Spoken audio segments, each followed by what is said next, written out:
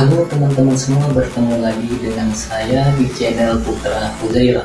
Di video kali ini saya pengen mencoba membuat meja yang materialnya saya gunakan dari pipa PVC seperti ini.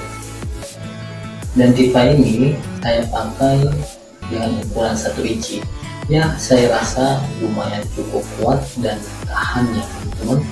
So, bagaimana tutorialnya?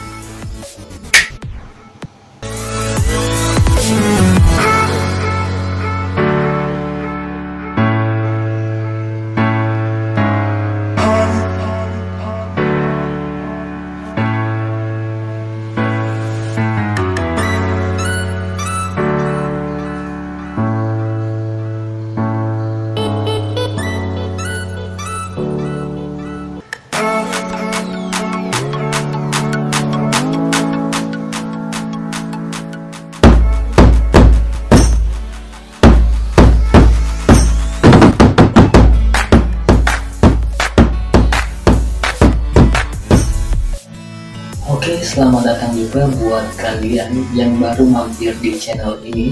Channel ini akan menemani kegabutan kalian dengan konten tutorial, kreasi DIY, dan beberapa konten menarik lainnya.